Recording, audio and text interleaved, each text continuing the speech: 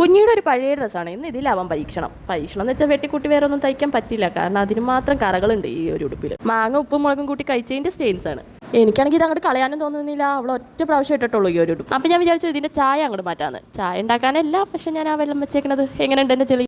ഇനി നമുക്ക് കാര്യത്തിലേക്ക് വരാം. ഒരു ചെരുവ് നിറച്ച് വെള്ളം വെച്ചിട്ട് ഉപ്പോ വിനാഗിരിയോ ക്ലോത്തിനനുസരിച്ച് ഇട്ട് കൊടുക്കണം. എനിക്ക് ഇത് കൺഫ്യൂഷൻ ആയതുകൊണ്ട് ഞാൻ രണ്ടും ഇട്ട് കൊടുത്തിട്ടുണ്ട്. പിന്നെ ഞാൻ ഡൈ ഫിക്സിങ് കളറില്ലേ നമ്മുടെ ക്ലോത്തിനൊക്കെ ഉപയോഗിക്കണം, അത് ഒരു ചെറിയ കുറച്ച് വെള്ളത്തിൽ കലക്കിയിട്ട് അത് അരിച്ചൊഴിക്കാൻ പ്രത്യേകം ശ്രദ്ധിക്കണം. അതുപോലെ തന്നെ നമ്മൾ കളർ മുക്കാൻ വേണ്ടിയിട്ട് വെച്ചേക്കുന്ന തുണി കുറച്ച് തണുത്ത വെള്ളത്തിൽ മുക്കിയിട്ട് നന്നായിട്ട് എല്ലായിടത്തും നനവ് തട്ടിയതിന് ശേഷം മാത്രം ഈ ഒരു വെള്ളത്തിൽ മുക്കുക.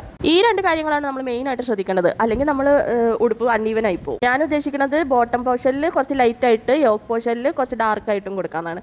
അതിനാണ് ഞാൻ കുറച്ച് കളർ മുക്കിയേക്കുന്നത്. ഇനി ഡാർക്ക് ആക്കാൻ വേണ്ടിയിട്ട് ആ ബാക്കിയുള്ള മിക്സും കൂടി അതിലേക്ക് ഒഴിച്ചു കൊടുത്തു. ഇനി യോക്ക് പോർഷൻ മുക്കിയെടുക്കാം. കളർ മുക്കിയതിന് ശേഷം അതിൽ നിന്ന് എടുത്ത പാടെ നമ്മൾ തണുത്ത വെള്ളത്തിലേക്ക് മുക്കിയെടുക്കണം കേട്ടോ, അതും പ്രത്യേകം ശ്രദ്ധിക്കണം. പിന്നെ ഞാൻ എന്താ യോക്ക് പോർഷനും കൂടി കുറച്ച് ഡാർക്കാക്കിയിട്ട് മുക്കി നോക്കി. പക്ഷേ എന്താ കളർ ചേഞ്ചസ് ഒന്നും എനിക്ക് അധികം അങ്ങോട്ട് അറിയാൻ പറ്റില്ല, കണ്ട.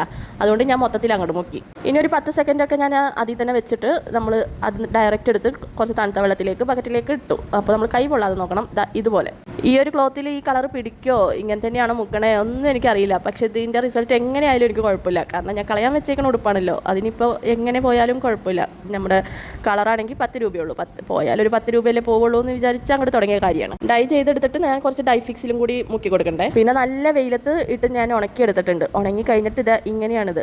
ഇനി ഈ കളർ പോകുന്നില്ല കേട്ടോ, ഇത്രയും മതി നമുക്ക്. പക്ഷേ എനിക്കിത് കുറച്ചും കൂടി അലങ്കരിക്കാൻ വേണ്ടിയിട്ട് ഞാനൊരു ലേസ് എടുത്തിട്ടുണ്ട്, 10 രൂപയുടെ ഒരു ലേസ്. ബോട്ടം പോർഷനിൽ 2 ലെയറായിട്ടും യോക്ക് പോർഷനിലും കൊടുത്തിട്ടുണ്ട്. ഇതായി കുഞ്ഞിട്ടുള്ള ഫൈനൽ റിസൾട്ട് ഇങ്ങനെയാണ്. നിങ്ങൾക്കും ഇതുപോലെ ചെയിനൊക്കെ പിടിച്ച് കളയാൻ വെച്ച ഡ്രസ്സ് ഉണ്ടെങ്കിൽ 10 രൂപയ്ക്ക് ചായ മാറ്റി നോക്കൂ, നല്ല രസം. തയ്ക്കാൻ പോലും അറിയേണ്ട ആവശ്യമില്ലല്ലോ.